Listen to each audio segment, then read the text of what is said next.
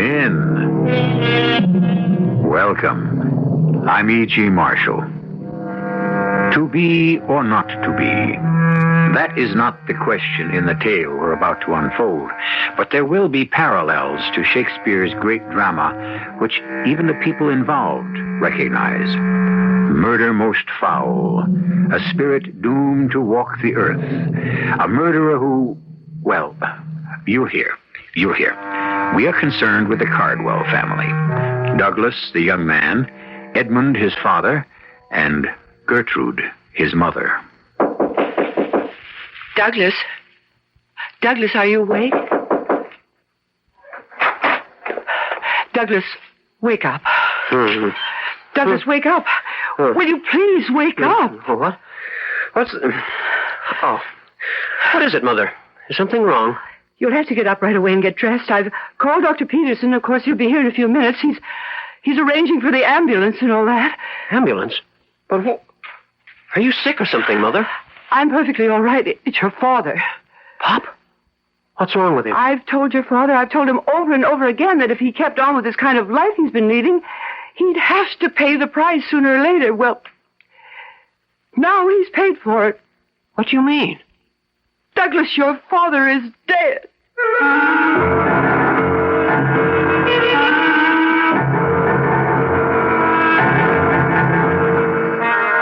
Our mystery drama, That Hamlet Was a Good Boy, was written especially for the Mystery Theater by Fielden Farrington and stars Will Mackenzie and Jennifer Harmon.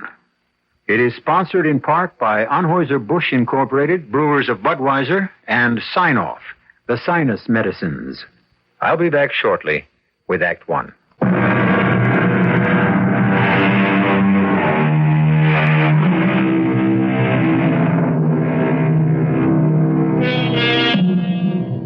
A boy has lost his father.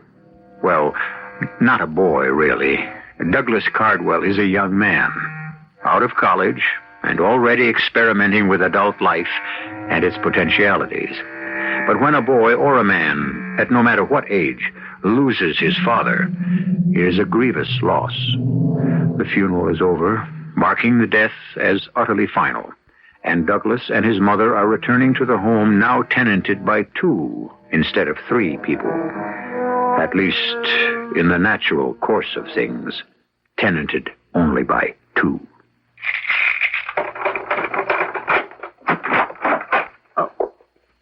Pull the drapes back, will you, Douglas, and open some windows. I never could understand why a house has to be darkened and all that. What? The drapes? Oh, for heaven's sake, you've got to stop this mooning about. Your father's been dead for 3 days now, and I haven't heard a half dozen words out of you. I was very fond of my father. I miss him. I'm sorry if you think I'm overdoing it, but I miss him. Please open the drapes. I think perhaps I'd better set you straight about your father. I'm already straight about him. I don't need to be set. He always showed you his best side, I know. He never let you see the side of him I had to live with. I've always known what was going on. Oh, have you indeed? Did you know that your father was a drunkard? Oh, come on, Mother. He took a drink now and then, but my father was a good man. Your father was a ne'er-do-well. We live in the finest house in Branbury. The very finest, right? A house which your father inherited from his father. He owned and managed Branbury Glass, which employs almost half the people in this town, right? Managed? Mismanaged would be more accurate. Do you know that? But how can you call him a ne'er-do-well? I'll tell you how. He could have been a millionaire several times over, just by scribbling his name at the bottom of an agreement. He could have. But would he do it? No, not your father. He knew I wanted him to, and that's why he wouldn't. You're talking about his refusal to sell the glassworks, aren't you? Amalgamated Glass offered him $3 million. $3 million and 5% of their stock. What kind of a businessman turns down an offer like that? They wanted to close the Branbury glass plant. You know that. Half the people in this town would have been thrown out of work. Well, thank goodness my brother will have better sense. Uncle Stanley? What's he got to do with it? Your Uncle Stanley will be taking over the management of Branbury Glass now, Douglas. Uncle Stanley will? Yes. My father had planned to put me in charge when he retired. He didn't know, of course, he was going to die. Your father left his entire estate for me. That includes the factory, you know. And you intend to make Uncle Stanley the manager? Well, Douglas, I don't want to hurt you, but I'm sorry to say that I see some of your father's unfortunate characteristics in you. You've just finished saying that your father was right not to sell the plant. It would have turned Branbury into a ghost town. It will if you sell. Branbury's near enough a ghost town in any case. And the people who live in it are not children. Let them take care of themselves. They're not our responsibility. My father felt they were his. You see what I mean? You're just like him. Thank you. A dreamer. Oh, and his choice of friends.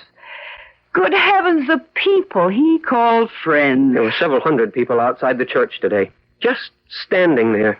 They couldn't get inside because there wasn't room, but they wanted to pay their respects. I don't think he chose his friends so badly. Douglas, while we're on the subject of friends and the choosing of them, where was that girlfriend of yours today? That little blonde. What's her name? Phyllis Downs. You know her name. Oh, I didn't see her at the funeral today. She was outside with the others, I expect. She knew you'd only snub her if she tried to come inside. Yes, I was there, Doug. Outside. And you know, I was sort of glad I was out there instead of in the church.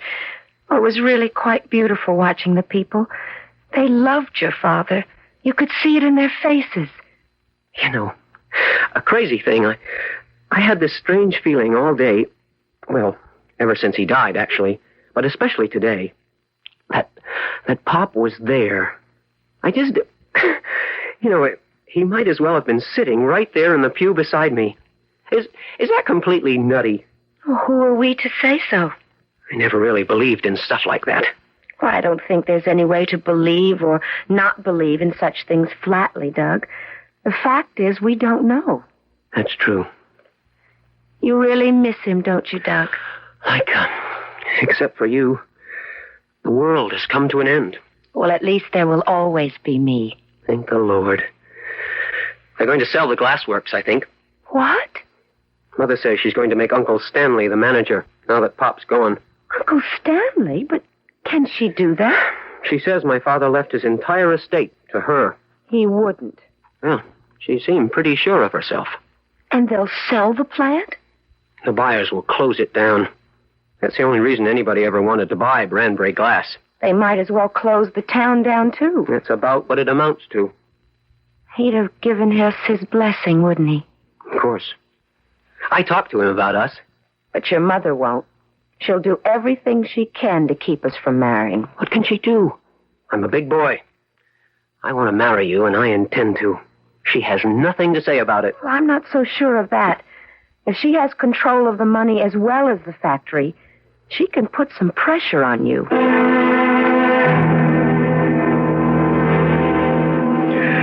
So it's settled. We sell.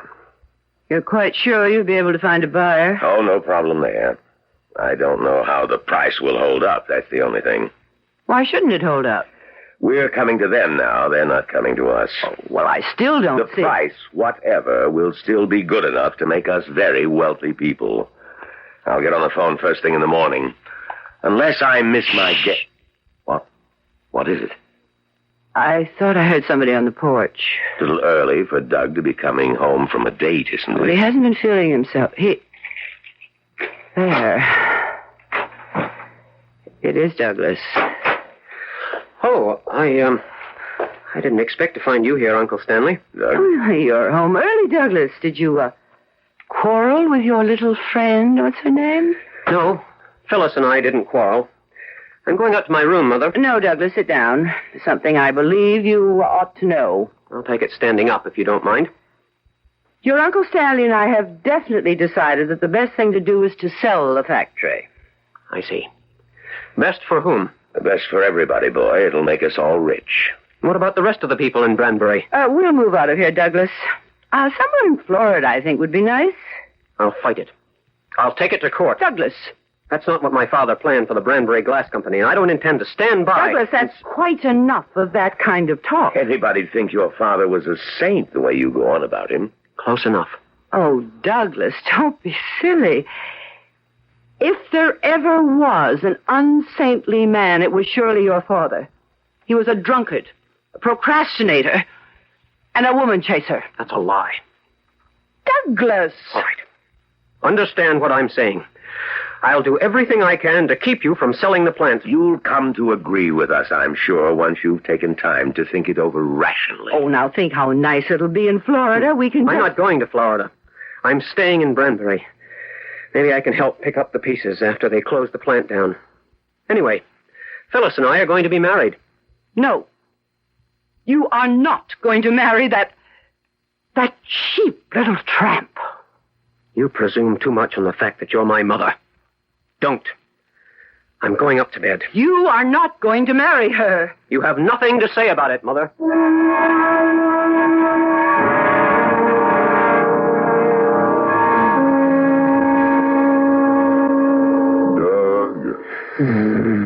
Douglas. Can you hear me, Doug? Don't be frightened, my son. There's nothing to be afraid of. Who's that? No, don't let it upset you, my son. It's perfectly all right. Pop. Is that... Who is it? Yes, it's me, Doug. No, don't turn your light on just yet. I still have to materialize. Huh? There's no point in you watching a thing like that. It's some kind of a joke. No, Doug, no. It's not a joke. It's just... Now, wait. Wait just a minute. Okay, Doug, you can turn your lamp on now. Pop. Hello, son. You know, this materializing is kind of tricky for a beginner. Is it really you, Pop? Oh, yes, it's me, all right. A ghost? Well, yes, I guess you could say that. It's a word we don't particularly favor, but yes. All day, I had a feeling. I had this crazy feeling that I was with you, right? Well, I was. You know, that was quite a funeral. You saw? The people outside, everything? Yeah, it was very moving, I never realized that all those people were so fond of... Well, I'm not here to talk about that. Why did you come back, Pop? People don't usually, do they? No, not usually. See, the thing is, Doug, well, I've been made a Class D spirit. A Class D spirit? It's all very fair, all according to the regulations. See, a Class D spirit has to walk the earth. That's the way it's always been. What is a Class D spirit? Well, we're people, well, former people, whose murders have yet to be avenged. Yeah. Mm-hmm. Did you ever see Shakespeare's Hamlet? Oh, you must have. Oh, yes, of course. No, that Hamlet. That Hamlet was a good boy. Not very bright, maybe, but a good boy. His father got murdered, and he couldn't rest a minute until the murder was avenged and his father could get out of Class D. Pop, you died of a heart attack. Dr. Peterson said so. He signed the certificate that way. Don't you believe it, son? Your Uncle Stanley smothered me with a pillow.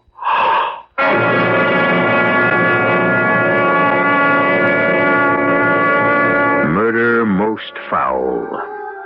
Since the art of storytelling began, there have been tales of men and women murdered and unavenged. But who is to say with certainty that these lost souls walk only within the confines of fiction? The murder which goes unavenged is the murder which never comes to light. To shed some light on this one, I'll be back shortly with Act Two.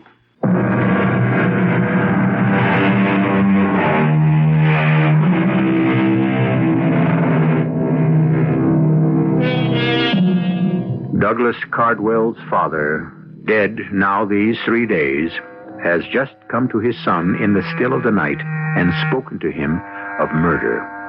Although Dr. Peterson signed a certificate saying that Edmund Cardwell's death was brought about by coronary arrest, Edmund himself claims that the cause was a pillow held over his face by his brother-in-law, Stanley. You can't mean that, Pop. Uncle Stanley? There was never any trouble between you and Uncle Stanley, was there? I mean, why should he want to kill you? Well, I don't know myself exactly why he would want to do such a thing, but since I know he did it, then it follows he had a motive, doesn't it? Yes. Yes. And I think I know what it was. You do? Well, then maybe you'd better tell me. Well, Mother's putting Uncle Stanley in charge at the plant. Oh, Lord, I was afraid of something like that. And they're planning to sell out. They told me tonight just before I came up to bed. Well, there's all the motive you need. Son, listen, I have to tell you something about your mother and me. No need, Pop. Do you think I wouldn't notice when you and Mother started using separate bedrooms? Well, What was I supposed to think that meant? But you were just a child then, Doug. Almost 12. Kids aren't stupid, Pop. Oh, no. Apparently not. Well, I'm sorry, Doug. It's shameful to do a thing like that to a boy. Well, then maybe it won't surprise you too much when I tell you I have reason to suspect your mother of being, well, an accomplice to my murder. Mother? Oh, come on, No, Pop. she's been after me for years to sell that factory. Well, it would have been a profitable thing to do if you didn't take into consideration the harm it would have done. Still, to say that she had a hand in it. She was at home that night. Now, I came in late. We had a quarrel. I went on up to bed. Now, somebody had to let your Uncle Stanley into the house. Right? She must have. She must have stayed down there waiting for him while he was upstairs holding that pillow over my face. Now, I'm sorry, Doug. Sorry, but I don't see how he could have done it otherwise. It's a terrible thing to have to believe about your own mother. Terrible. I'm very sorry. But she has been saying some nasty things about you. Well, I'll tell you one thing she was right about. I was a procrastinator to a downright sinful degree. Now, I've been meaning ever since the day you turned 21 to have my will changed in your favor, but somehow, well, I just put it off from day to day until, well, it's just too late now. It's going to be pretty hard on the town of Branbury if they sell the plant. You know whoever buys it will close it down. Well, now, don't give up, son. I'm not in very good shape for a fight, but we're not through yet all the same. What is it you want me to do? Well, I'm hanged if I know right this minute, son. We should be able to think of something, though, the two of us together. Well, right now, I'm just about tuckered out. Now, let's think about it until tomorrow night. And I'll appear to you again tomorrow night at midnight. Wherever you are at midnight, I'll be there. Okay. Why is it always midnight, Pop? I mean, why do ghosts always walk at midnight? Well, it's tradition. No, it's tradition, I guess, as far as I can tell. As far as I can tell, it's no easier at midnight than any other time.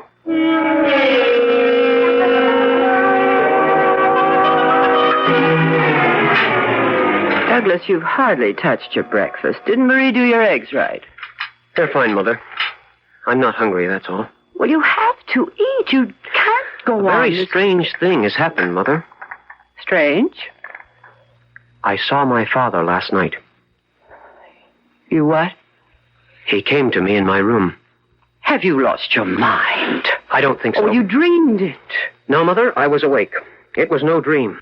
He sat on the edge of the bed and we talked. Almost the way we used to talk. Only not about the same kind of thing. And what did you talk about in this dream that wasn't a dream? Murder. We talked about murder. About murder? He told me he'd been murdered. Uncle Stanley held a pillow over his face and smothered him. Oh, for heaven's sake, Douglas. That's what he told me, and I believed him. You believed him? You actually think your Uncle Stanley would... Oh, my poor Douglas, it's... I'm so sorry. It's just been too much for you, hasn't it? I didn't realize... Too much, yes, but I am not out of my mind. I know what I saw, and I know what I heard. That isn't all of it either, I'm afraid. It's quite enough for me. He thinks you were involved. He thinks you helped Uncle Stanley kill him. All right, Douglas. I've heard all of this kind of talk I intend to listen to. I'll call Dr. Peterson and see if he can recommend a good psychiatrist. You can call if you like, Mother. But I'm not going to see a psychiatrist. I don't need one. Where are you going? Out. There are some people I want to see. What people? If you want me to come right out with it, that is none of your business. Douglas! You can't bully me the way you've always bullied my father. My boy, I want you to know how deeply grieved I am at your father's death, and I want to offer my most heartfelt condolences. Thank you, Mr. Conrad. You'd been my father's lawyer for a good many years, hadn't you? His legal advisor and one of his closest friends. 20 years or more, I'd say. Mr. Conrad, did he ever mention... I don't want to sound greedy at a time like this, but was there ever any talk of changing the will in my favor? Oh, yes, indeed there was. Unfortunately, it was never done, but it had been his intention for some time. I see. He was in the best of health, we always thought. There was plenty of time. The thing is, my mother, with the help of my Uncle Stanley, they're talking about selling the glassworks. Oh, dear. Your father wouldn't have wanted that. Neither do I. Is there any way we can stop them? I suppose you could delay it by taking it to court. It would be costly, and I don't believe you'd stand much chance of winning. You advise against it, then? I believe I would have to advise against it, yes.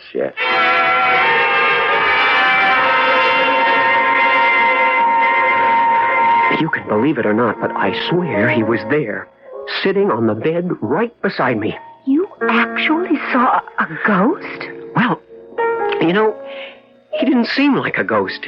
He was just my father. Oh, he was a ghost, all right. At first, I could sort of half see through him. Oh, that's spooky, all right. Didn't bother me too much, really. And he got himself solidified after a while. Materialization is hard for a beginner, he said. Oh, the poor dear. And murdered, too. You said your father mentioned Hamlet? A Class D spirit, Pop says, has to walk the earth until he's avenged. Hamlet's father was Class D. In Hamlet, he got killed, and his girlfriend went off her rocker and jumped into a fish pond or something. I don't find that too attractive. Well, I don't think he meant us to follow Shakespeare's script altogether. Would you like some dessert? Oh, there's no hurry. Well, the only thing is, I have to be home by midnight. Why? He promised he'd show up again at midnight tonight. We're going to see if we can figure out what to do. Well, does it have to be there? In your room? Well, he did say wherever I was. Why? Well, couldn't we go to my apartment? If he's going to show up wherever you are, why not my apartment? I guess that would be all right. If you're sure you won't be afraid. Of that sweet old man? Don't be silly.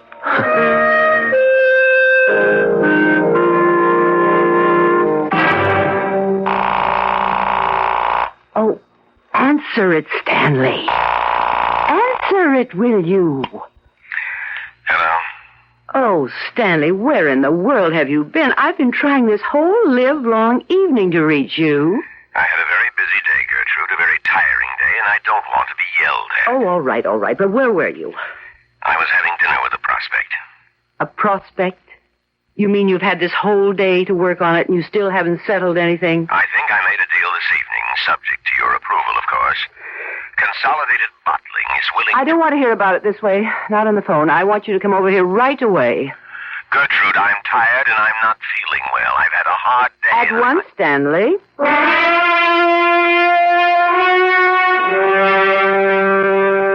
What time is it now, Doug? 2 minutes to 12, if my watch is right. You're not frightened, are you, Phyllis? Of course not. Well, maybe a little nervous. Oh, you needn't be. He's really just the same. Except dead. What time is it now? 20 seconds later. He may be late, you know. Punctuality was never one of my father's virtues. But surely now that he's... Doug! Yes, Pop.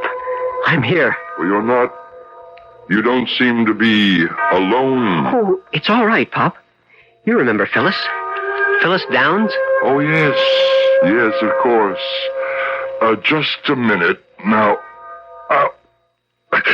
there. It really is. You know, the materializing seems to get easier as you go along. Well, Phyllis, how nice to see you again. It's good to see you too, Mr. Cardwell. Only, well, give me a minute to get used to it. Yeah, I expect it is unnerving. It's nothing to be afraid of, though. Oh, I'm not afraid. Of course you're not. Well, Doug, anything new? Well, Uncle Stanley was supposed to be out taking bids for the plant today. Well, he won't have any trouble. Plenty of people eager to buy Branbury glass. Doug, you told your mother about our talk last night, didn't you? Yes. Shouldn't I have? Well, it doesn't really matter. Have you thought of anything? No, I'm sorry to say I haven't. Now, I don't want to get you into a bad situation down here, and yet, if I'm to be reclassified, I have to be avenged. Well, Doug, I just don't know. Well, I suppose I'll do whatever I have to. There must be some better way than the way Hamlet did it, though. No. All I said was that Hamlet was a good boy. I didn't ask you to do any of the things he did. I don't want you to make the kind of mess he made of things. Certainly I don't want you to go around... I just thought of something. In Hamlet, they did a play. Remember? Yeah. A bunch of strolling players came along, and Hamlet made up a scene for them to act out, to catch the conscience of the king. Right. Why couldn't we do that? A whole troupe of actors? I have a home movie camera. Got it as a present last Christmas, and it's absolutely marvelous. But, Phyllis... It takes pictures indoors with just ordinary room lighting, and I've got tons of film. Oh, yes, but we'd still need actors. No, we wouldn't, don't you see? You could play yourself, and Doug could play Uncle Stanley, and we'd reenact the crime. Oh, I don't know about that, Phyllis. I only tried acting once in my high school senior class play, and, well, to tell you the truth, I was terrified. All you'd have to do is just lie there on the bed, Mr. Cardwell, while Uncle Stanley held the pillow over your face. You wouldn't have to act. Well... It didn't work very well in Hamlet. Well, it sure caught the conscience of the king. If we can scare Uncle Stanley badly enough, who knows what might happen? Well, I don't think you can take pictures of spirits. I mean, I don't think spirits show up on film. Oh, Mr. Cardwell, please. That's just superstitious nonsense. Probably. Like seeing a ghost. Well, we can try. Goodness knows, I have nothing better to suggest.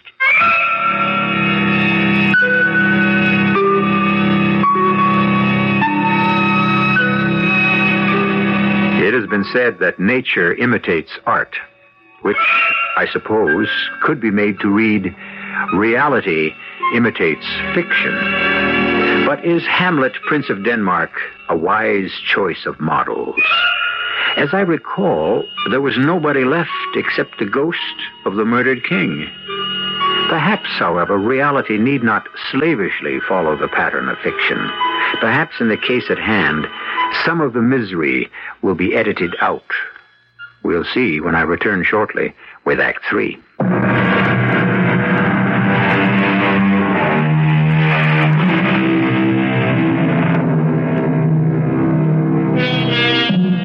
The late Edmund Cardwell has been designated a Class D spirit, which means that he must walk the earth until his murder is avenged. He has appeared as a rather lifelike specter to his son, Douglas, and now also to Phyllis Downs, who is engaged to marry Douglas. The three of them, in trying to determine how best this vengeance may be realized, have hit upon a device used by Hamlet in Shakespeare's drama. The play's the thing, they've decided, wherein they'll catch the conscience of Uncle Stanley. At this moment, they're examining the bedroom of Phyllis's apartment, which she has proposed as the setting for their filmed drama. No, Phyllis. I'm afraid it just won't do. It isn't in the least like my own bedroom where the crime was committed. Well, then we'll have to make the film in your room. With Mother in the house? Oh, you don't know my mother. We can wait until she's gone to bed. After all, it's going to be a silent film. And if my mother wakes up? If she wakes up, your father simply disappears. He can do that. We hide the camera before we let her in, and she finds the two of us alone in your father's room. That's all there'll be to find. You know what she's going to think. So, I don't care what she thinks, do you? Are you afraid of her, Doug? Of course he is, my dear. Everybody's afraid of Gertrude.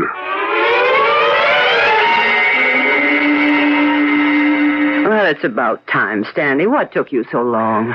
Gertrude, can we just get this over with? I've had a stomach ache all day, and I don't think I've ever been this tired before in my whole life. I don't want to talk in this house, Stanley. But I came all the way over here because I'll explain it to you later, somewhere else. I'm afraid of being overheard if we talk here. Overheard? Is Doug home? No, he isn't. He's out with that girl. Well, then who's going to overhear us? My husband, if you must know. Edmund? He's still in this house, Stanley. I can feel it. He's still here. Gertrude, Edmund's dead. We buried him a few days ago. He's here all the same. He's come back, Stanley. Oh, if I didn't feel so lousy, that would almost be funny. You, of all people. Maybe you won't think it's so funny when I tell you that Douglas saw him last night and talked to him. I don't believe it. Douglas says he did. He also says that Edmund is accusing you of smothering him with a pillow. Oh. Doug said that. He did. But how would he know? No, he wouldn't. Unless Edmund told him. Now, do you understand why I want to get out of this place?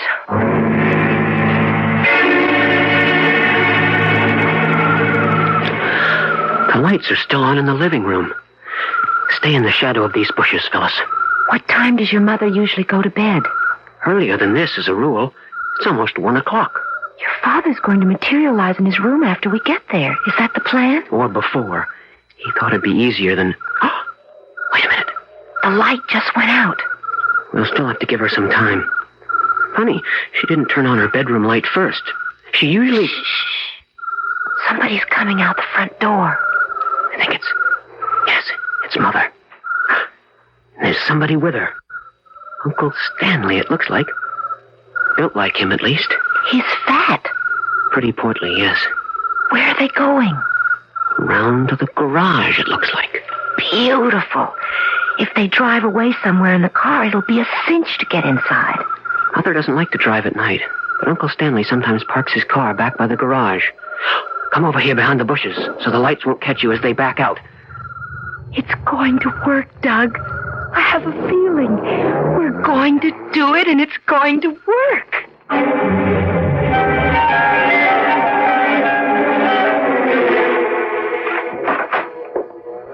Pop? Right here, Doug.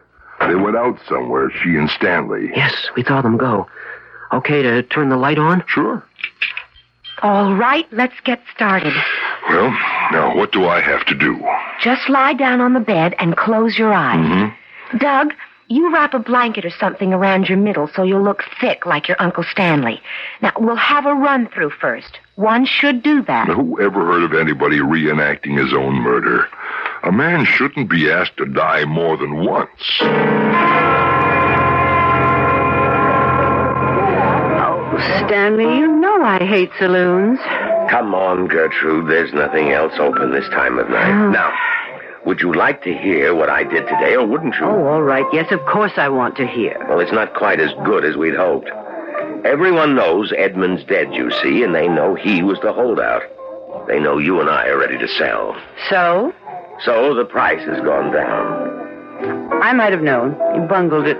Gertrude, these people are not stupid. Branbury Glass is a small plant. It's a nuisance to the big companies, that's all. The best offer I got was from Consolidated Bottling. $1 million and 3% of their common stock. Take it or leave it. I happen to know that Amalgamated once offered. I said take it or leave it. Oh. All right. $1 million's better than nothing. Considerably. So can I go home and get some sleep? Well, what still has to be done? Consolidated has a board meeting scheduled for 10:30 tomorrow morning. I guess I'll have to be there for that. If the deal gets past the board, it'll go to the legal department and they'll draw up the papers. With luck, I might have something for you to sign tomorrow night.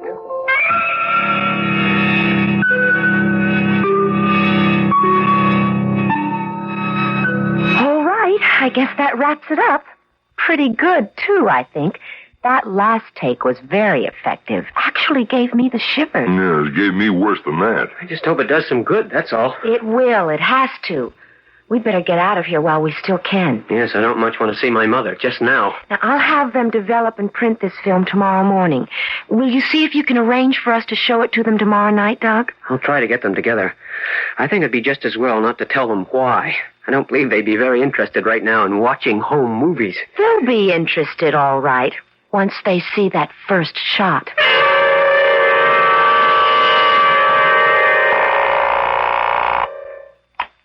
Hello? This is Doug, Phyllis. I just had a talk with Mother. I'm calling from the drugstore now. Is it all set up for us to show the film tonight? Uncle Stanley's going to be at the house tonight at 8 o'clock. He hopes to have the papers for Mother to sign by then. It looks like tonight or never. You didn't say anything to your mother about the film. No. We'll just show up with it at the house and make them watch it. It's the only way I can think of. Does he know? My father? I'm not sure. I suspect he's pretty much in touch with what's going on, though. I'm right here with you, son. Right here? In the phone booth? What did you say? Ask her if I showed up all right on the film, Doug. Phyllis, Pop's here with me, in the phone booth. He wants to know if he showed up all right on the film. Perfectly. Just as well as you did. Funny, somewhere I got the idea you couldn't take pictures of Class D spirits. Doug, ask him if he's going to be there tonight when we show the film. Pop, she wants to know... I know, I heard. I'll be there in spirit, at least. I'm not sure that I'm up to facing your mother in the flesh.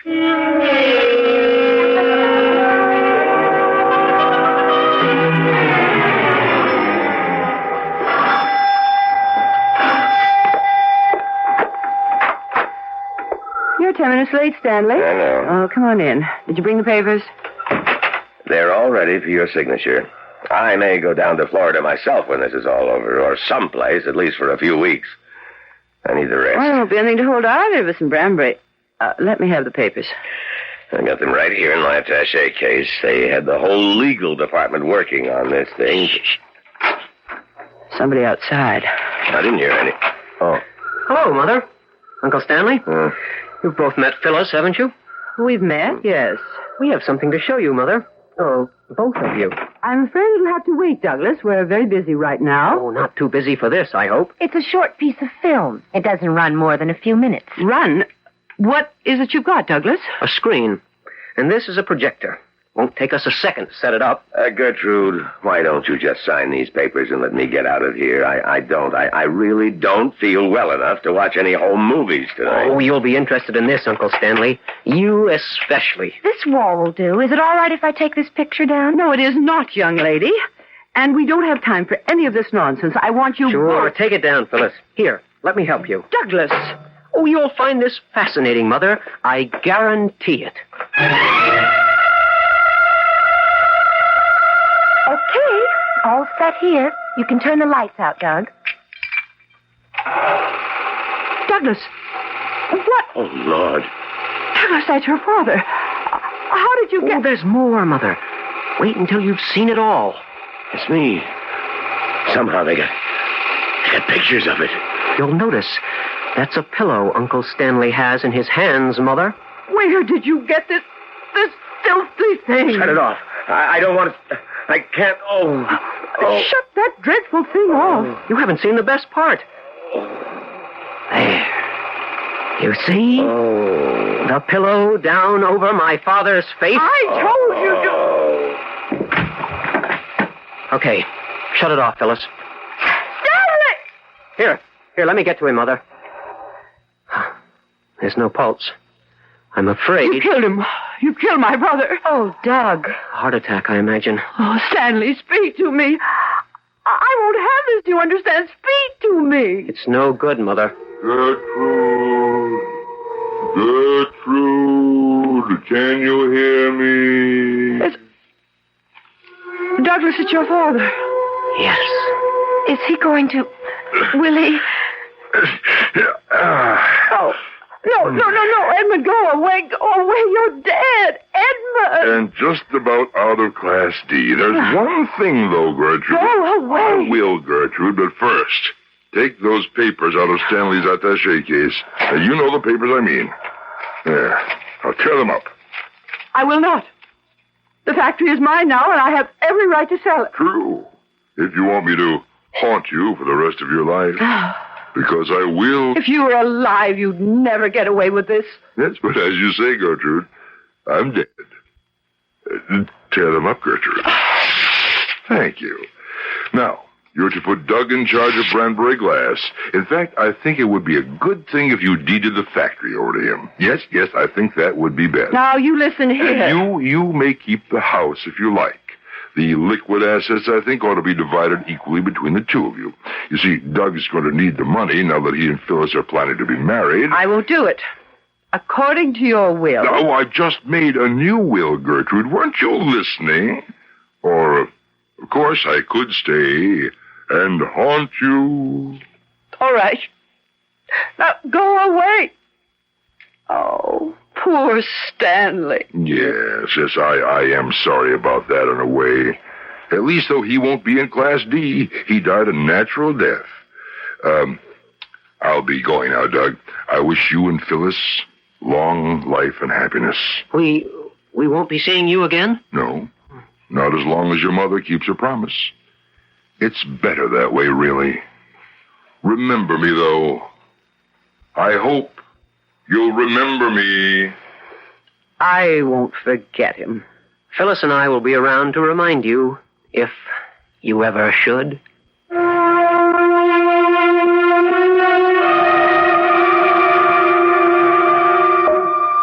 And so the father is avenged, and free at last to take his final rest. The mother? Well, the ghost of Hamlet's father said to Hamlet, "Taint not thy mind, nor let thy soul contrive against thy mother aught. Leave her to heaven, and to those thorns that in her bosom lodge, do prick and sting her." I'll return, in the flesh, of course, in a few minutes.